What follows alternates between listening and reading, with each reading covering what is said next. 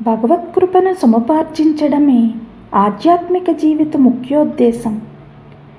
భగవత్కృప అనే మారుతం సదా వీస్తూనే ఉంటుంది.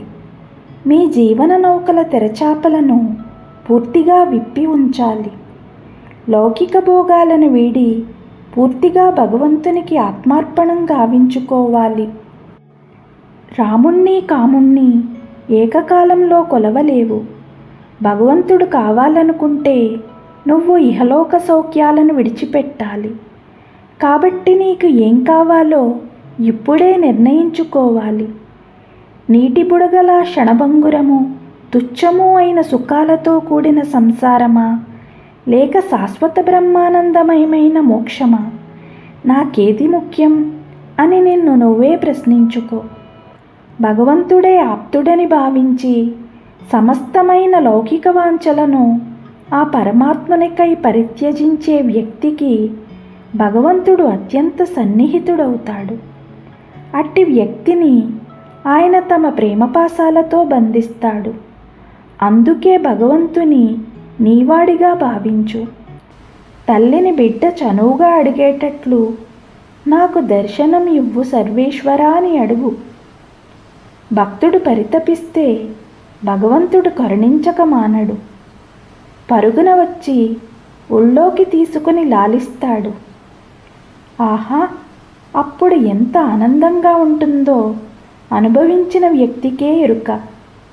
ఆ ఆనందంతో పోల్చి చూస్తే లోకులు ఆశించే ఈ సాంసారిక సుఖాలన్నీ నిస్సారం, నిరర్ధకాలే. శ్రీరామకృష్ణులు భగవత్ప్రాప్తికై విషయ సుఖాలను త్యజించిన వ్యక్తికి జీవితయాత్రలో 3 వంతులు ముగిసినట్లే అనేవారు. కానీ కోర్కెలను విడవడం అంత తేలిక?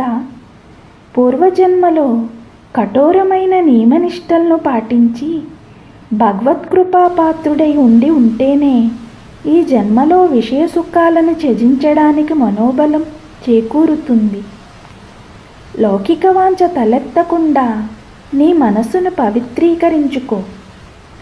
సర్వసంగ పరిత్యాగివై జీవితాన్ని భగవదంకితం చేసినప్పటికీ నిష్కళంక జీవితం గడపడమన్నది ఎంతో కష్టసాధ్యం సుమా.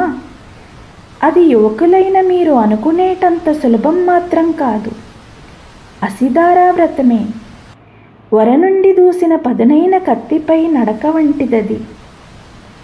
అఖండ బ్రహ్మచర్యమే ఆధ్యాత్మిక జీవన విజయం.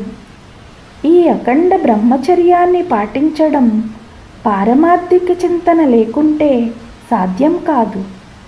కామాదులతో, విషయ సుఖాలతో కూడుకున్న సంసార వలయంలో నువ్వు జీవించాలి. 199 మంది కామాంధులై విషయ సుఖాల వెంట పరుగులు పెట్టడం రోజూ నువ్వు కళ్ళారా చూస్తూనే ఉన్నావు కదా. అలాంటి పరిస్థితులలో నీ మనసు కలుషితం కావడానికి ఎంతైనా అవకాశం ఉంది. కాబట్టి సదా సర్వవేళలా మంచి ఆలోచనలతో, సద్గ్రంథ పఠనంతో, ఆత్మోన్నతికి దారితీసే ఉన్నత భావాలను మనసులో నింపుకోవాలి. భగవదారాధనకు, సాధు సాంగత్యానికి, సేవలకు, ధ్యానానికి కాలాన్ని సద్వినియోగం చెయ్యాలి. నిన్ను నీవు పవిత్రీకరించుకోవడానికి ఇదే సరైన మార్గం.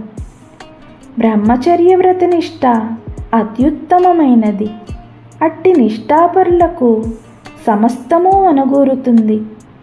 బ్రహ్మచర్యనిష్ట లుప్తమైతే భగవత్ సాక్షాత్కారం అసాధ్యం. భగవత్ సాక్షాత్కారంలోనే యథార్థమైన సౌఖ్యం ఇమిడి ఉంది. ఆ సౌఖ్యం పొందని మానవ జీవితమే నిరర్ధకం. కాబట్టి నాయనలారా, కొంత కృషి చేయమని నా మనవి. చేశారంటే శ్రద్ధాభక్తులు మీలో పెళ్ళుబికుతాయి.